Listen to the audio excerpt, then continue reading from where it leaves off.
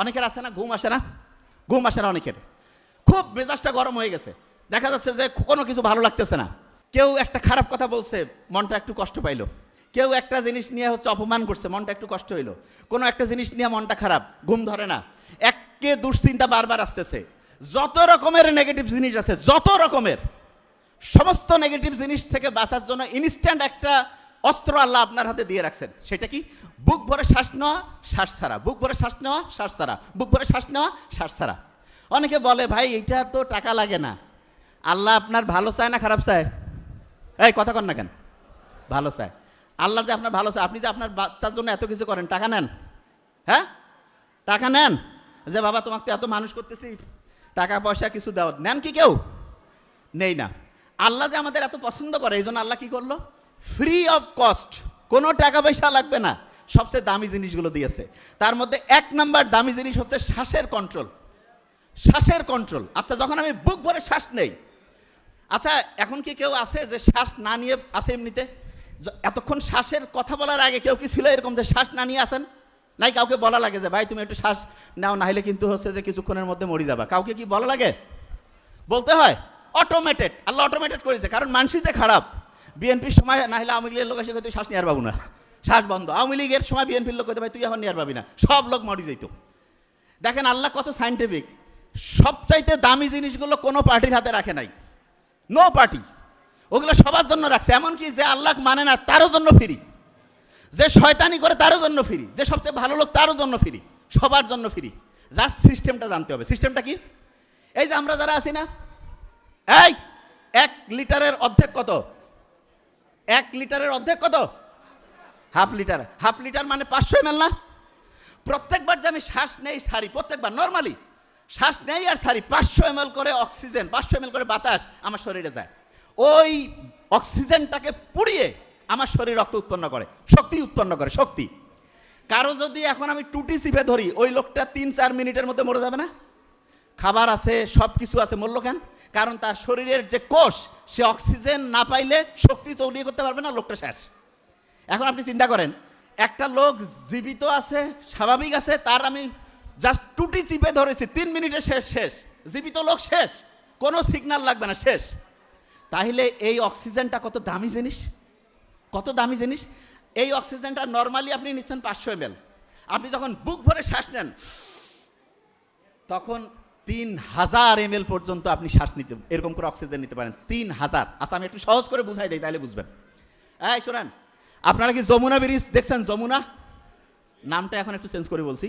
ওই ব্রিজ একবার পার হইলে টোল দেওয়া লাগে না? টোল, একটা ব্রিজের টোল দেওয়া লাগে। ঠিক তেমনি করে আপনি যখন একবার শ্বাস নেন, আপনার শরীরে একটা মৃত অংশ আছে, মৃত অংশ, যে ভাই কি কন, জীবিত দেহে আবার মৃত অংশ আছে। ওই অংশ 150 ml, মানে 1.5 টাকা বলি না, 150 টাকা বুঝি না, 150 ml ওই মৃত অংশে দিতে হয়, আর বাকিটা যাবে জীবিত অংশে। শুনেন, খুব ইম্পর্টেন্ট।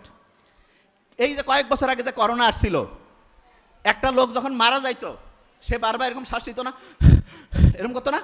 তো অনেকের মাথায় প্রশ্ন না যে ভাই এই লোকটার অক্সিজেনের অভাব, তাকে হচ্ছে যে এখন সিলিন্ডারে অক্সিজেন লাগাইতে হবে। তাই এটা তো একটা নর্মাল চিন্তা না যে ভাই ও তো বারবার শ্বাস নিচ্ছে, তাইলে ওকে আমি অক্সিজেন কেন দিব? কারণ আছে।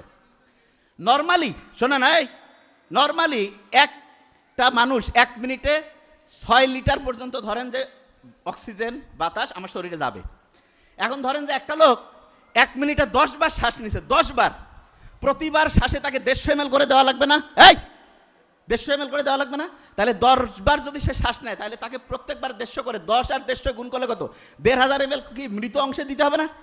মৃত অংশে, মৃত অংশে যেটা দিবেন সেটাতে লাভ হবে না, আপনাকে দিতে হবে জীবিত অংশে। এবার চিন্তা করেন তো, একটা লোক 1 মিনিটে 40 বার শ্বাস নিচ্ছে, এরকম করতেছে, তাহলে প্রত্যেকবারে 150 করে, 40 গুণন 150, 6000 হয় না?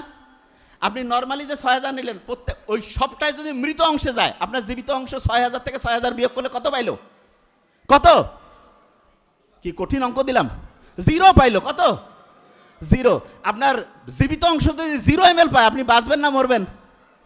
তখন আপনাকে আলাদা করে আমরা সিলিন্ডারের মধ্যে অক্সিজেন দিয়া, কই যে একটা, আমরা ডাক্তাররা জানি এত স্পিডে অক্সিজেন দাও, ক্যালকুলেশন করি আমরা শ্বাসকষ্টের হিসাব করে, ওই রকম ওইখানে একটা নব আছে ঘুরানোর মতো, ওইখানে অটোমেটিক আমরা যাকে যে এরকম আর কম বেশি করে নিজে মাস্তানি করে সিলিন্ডারে অক্সিজেন লাগাই দিয়েন না, বেশিও খারাপ কমও খারাপ, এটার হিসাব আছে। তো ওইটা দিলে তখন দেখা যাচ্ছে লোকটা আস্তে আস্তে আস্তে ঠিক হইলো, বেঁচে গেল। যে জিনিসটা বলতেছিলাম, আপনি এই যে অক্সিজেন যখন বুক ভরে শ্বাসটা নিলেন, তখন আল্লাহর রহমতে প্রত্যেকটা কোষ ঠিকভাবে অক্সিজেন পাইলো, শক্তি উৎপন্ন হইলো, আপনার মাথা চাঙ্গা, শরীর চাঙ্গা, যেই কাজটা করবেন অসাধারণ হবে। অনেকে কয় না ভাই এই লোকটা দেখে মনে হচ্ছে মনমরা চেহারা। আচ্ছা, একটা লোকের চেহারা দেখলাম না বুঝি না যে খুশি না বেজার? চেহারা, অন্য কিছু দেখা লাগবে না, চেহারার দিকে আপনি দেখেন আল্লাহ কি জিনিস বানাইলো। একটা কম্পিউটারের দিকে দেখে আমরা কি বলতে পারি যে এর কি অসুবিধা? আল্লাহ কি জিনিস বানাইলো, কথা কোয়া লাগবে না, কিচ্ছু না, খালি চেহারার দিকে দেখবেন, হাসতেছে, মনটা খুশি, একটু মুস্কি হাসতেছে, আরো খুশি। কেউ হচ্ছে যে মেজাজ গরম করে, কি ভাই তোমার কিছু হয়েছে, বলা লাগে না, চেহারার মধ্যে আল্লাহ দেখেন কি সিস্টেম করছে। এবং চেহারা দেখে আপনি বুঝতে পারেন অনেক ক্ষেত্রে যে এই লোকটা ভালো না খারাপ। অনেকে আছে না, এসে আপনার মিষ্টি মিষ্টি কথা বলতেছে, কিন্তু আপনার মনে হচ্ছে এই লোকটা আপনার ভালো চায় না, এরকম ফিলিংস হয় না অনেক সময়, হয় কি না? এবং আপনি শুনলে অবাক হবেন, 95 থেকে 99% আপনার কথা ঠিক। যে ভাই আপনি কি বলতেছেন? হ্যাঁ, যে কোনো ক্ষেত্রে যদি দেখেন কেউ আপনার সামনে মিষ্টি মিষ্টি কথা বলতেছে, কিন্তু দেখতেছেন যে আপনার মনে হচ্ছে সে আপনার ভালো চায় না, এইটা 95 থেকে 99% ঠিক। যে ভাই এটা কিভাবে হয় শুনেন আগে।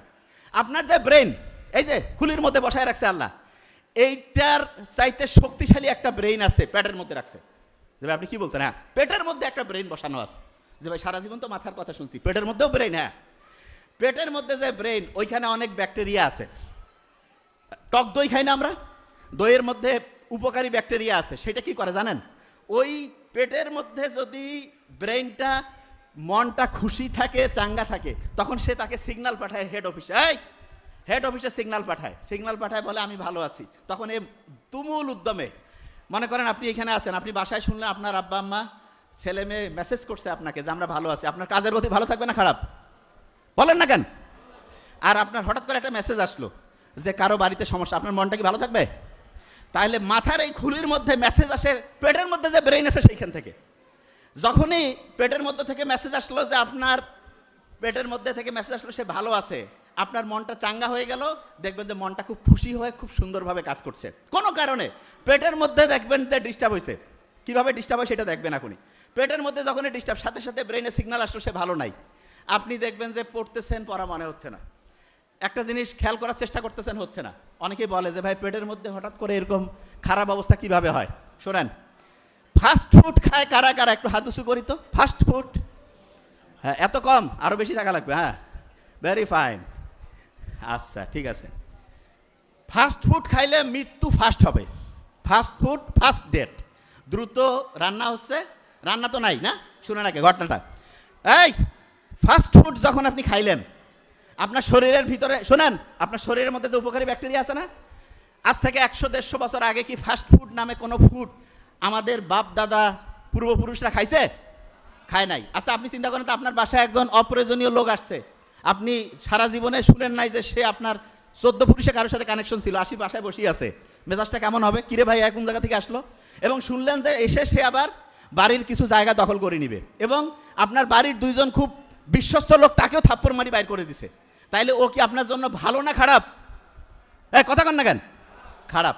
আপনার পেটের মধ্যে যখন ফাস্ট ফুড ঢুকলো, এরা যে কি করে জানেন? প্রথম যে থাপ্পড় মারে, ওইখানকার উপকারী যে ব্যাকটেরিয়া, যেটা আমার জন্য সবচেয়ে দামি, সেই ব্যাকটেরিয়াকে কষে থাপ্পড় মারে। থাপ্পড় মারার পরে কি হয় জানেন? থাপ্পড় মারার পরে সে ওইখানে তার দল পাকায়। সে চিন্তা করে যে একে যদি আমরা একবার কন্ট্রোলে আনতে পারি, তাহলে এর পরের খাবারটা সে এইটাই খাইতে চাবে, তারপরেরটা এইটা খাইতে চাবে, আস্তে আস্তে আমরা এখানে আমাদের গ্রুপের মধ্যে লোক বাড়াবো। এবং সেই জন্য তারা কি করে জানেন? খাবার সময় খুব টেস্ট লাগে, খাবার সময় খুব টেস্ট। দেখবেন যারা ফাস্ট ফুড খায়, তাদের বাড়ির টাটকা ডাল, সবজি, মাছ কয় ভালো লাগে না, ও বার্গার, ফুচকা কি কি আছে না ফালতু মার্কা খাবার, এগুলো আনি দিবেন, কবে খুব টেস্ট লাগতেছে। কেন? কারণ ওগুলো হচ্ছে মুখের মধ্যে স্বাদ লাগে, এবং পেটের মধ্যে যে তারা উপকারী জিনিসকে সরায় দেয়। আচ্ছা চিন্তা করেন তো, উপকারী লোক যদি আপনার বাড়ি থেকে চলে যায়, আপনার বাড়িতে চুরি হচ্ছে না ডাকাতি হচ্ছে, সিকিউরিটি গার্ড নাই, আপনি কি বুঝতে পারবেন? বুঝতে যখন পারবেন না যে আপনার শত্রু, সে তাহলে আস্তে আস্তে আপনার শরীরটা ধ্বংস করবে না?